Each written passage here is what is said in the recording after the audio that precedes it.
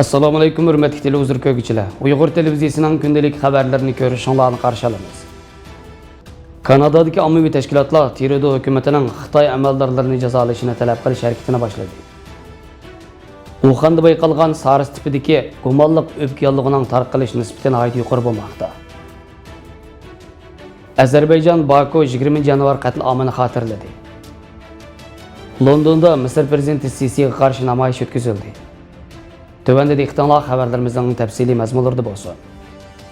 Kanadadakı ommaviy tashkilotlar Trudeau hukumatining Kanada Magnitsky qonunini ishga solib, Hong Kong, Tibet va Sharq Turkistonda kishilik huquqini dafsanda qilayotgan Xitoy amaldorlarini jazolashni talab qilish harakati boshlagan. Kanadadagi Yershar xabarlari televiziya kanalining 19 yanvar kunidagi xabarda bayon qilinishicha, mamlakat xarakterlik bu harakat 19 yanvar kuni Torontodagi Shimoliy York ommaviy markazida boshlangan. Kanadadagi kishilik huquqni qo'g'dag'uvchilar 2017 yili ma'qullangan Kanada Magnitsky kishilik huquq qonunini ishlatib, Sharq Turkistondagi kishilik huquqini dafsanda qilayotgan Xitoy amaldorlarining jazolashini talab qilgan bo'lsa-mu, lekin Trudeau hukumati hozirgacha mazkur qonunni ishga solib boqmagan edi. Mazkur xabarda 19 yanvar kuni o'tkazilgan Shimoliy York ommaviy markazidagi faoliyatga qonun sohasidagi mutaxassislar va Kanadadagi Hong Kong, Tibet, Uyg'ur tashkilotlarining vakillarining qatnashganligi bildirilgan. Kanada Magnitsky kishilik huquq qonunida dunyoning har qaysi joylarida kishilik huquqini dafsanda qiluvchilarga qarata pul muomala, savdo sayohat embargosi yurgizish qatorliq bir yurish tadbirlar belgilangan. Kanadadagi McDonald Laurier ommaviy siyosat institutining advokati Marcos Golkar Yershar xabarlariga so'z qilib, agar embargo qo'yilsa, bu shaxslar, amaldorlar va kishilik huquqini dafsanda qiluvchilarning Kanadada pul saqlashiga yo'l qo'yilmasligi, agar pul saqlagan bo'lsa, musodir qilish kerakligi, sayohat qilishga yo'l qo'ymaslik kerak deganlarni bildirgan.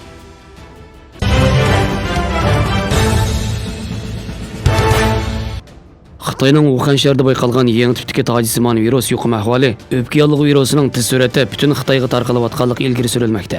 Xitoy Sog'liqni va salomatlik ministrligining oshkorlashicha, yaqinqi 2 kun ichida Wuhan shahrining o'zida 136 yangi kasallik bayqalib, bir kishi o'lgan. Hozir bu xil kasallik butun Xitoy o'lkalariga tarqalgan bo'lib, rasmiy diagnoz qo'yilganlarning soni 200 dan oshgan. Bu virusda o'lganlar Wuhanning o'zida 3 ga yetgan. Sog'liqni va salomatlik komiteti 20 yanvar kuni e'lon qilgan uchurda navbatda Wuhan shahrida jami 198 kishi bu virusdan yuqumlanganligi, ulardan 170 kishining doktorxonada ekanligini bildirgan. BBC'ning 18 yanvar kuni bergan xabarda mutaxassislarning bu virusdan yuqumlanganlar 1700 ga yetib qolganligini faraz qilayotganligi ilgari surilib, Beijing, Guangdong qatorliq joylarda bayqalgan. Uning Guangdongda bayqalishi jamiyatda qattiq patparaqchilik paydo qilgan. 2003 yil tarqalgan SARS kasali dal Guangdongdan boshlangan edi. Xabarlarda qayd qilinishicha, Guangdongdagi ba'zi doktorxonalar ishchi xizmatchilarining dam olishini bekor qilgan. Hozir qadar mazkur virusning Sharq Turkistonda bayqalganligiga doir hech qanday ma'lumot yo'q. Faqat ba'zi Xitoy hukumat taratqullarining 20 yanvar kunidagi xabarlarda Xitoy Yezigilik ministrligining Manas noyasidagi Lanjuan yesining tabiiy qo'g'dash rayonidagi Yova Aqulada qush sukumi bayqalganligini e'lon qilganligiga doir uchurlar berilgan.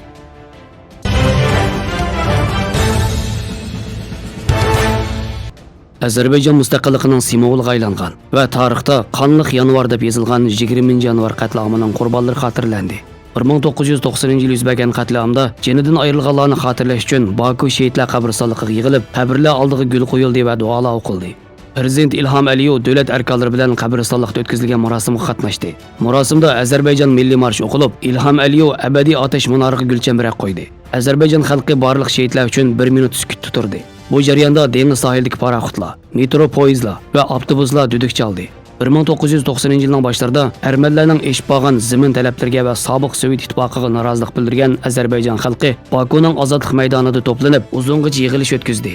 20 yanvar yig'ilishini tarqatib o'tish uchun Bakuning o'xshamagan joylariga kirgan 26 ming kishilik Sovet qizil armiyasi ayollar va kichik bolalarni o'z ichiga olgan 147 fuqaroni qirg'in qilib, yuzlarcha kishini yardar qilgan. Şehitler 100 minglarcha kishining qatnashishi ostida ko'z yoshlar ichida gul chechaklar bilan bugungi kunda shehidlar xiyoboni deb atilgan qabristonlik yerlik qo'yilgan. Ozarbayjon xalqi 30 yildan buyon har yili 20 yanvarda qo'llarida 20 yanvar qurbonlarining simvoliga aylangan qizil qalampurlarni ko'targanicha shehid zorliqqa kelib marosim o'tkazib kelmoqda.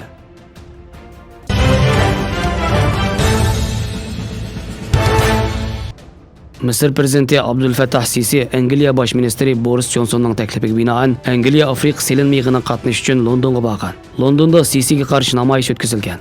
Yig'in o'tkazilayotgan mehmonsaroyning oldida Misr inqilob kengashining chaqiriqi bilan yig'ilgan namoyishchilar Sisiga ham Johnsonga qarshi lozinkalarni ko'tarib shu artovlab namoyish qilgan. Namoyish jarayonida Misr inqilob kengashining boshlig'i Dr. Maha Azam Anadolu agentligi bergan bayonotida barliq erkin misrliklar Sisining bu yerda mavjud bo'lishiga qarshi to'planganligini general Sisining bir qotil ekanligini, turmada Misrning xalq tarafidan saylangan tunji prezidenti Muhammad Mursi duchor bo'lgan qiyin qistoqlarni markaziy poytaxt Londonda turishliq xalqaro adliya uyushmalarining hujjatlari bilan isbotlab chiqqanligini eskartib, bu qiyin qistoqlar Sisining ma'lumoti ostida elib berilganligini, xalqaro qonunga binoan Sisining Angliyada nazoratga ilinishi lozimligini bildirgan.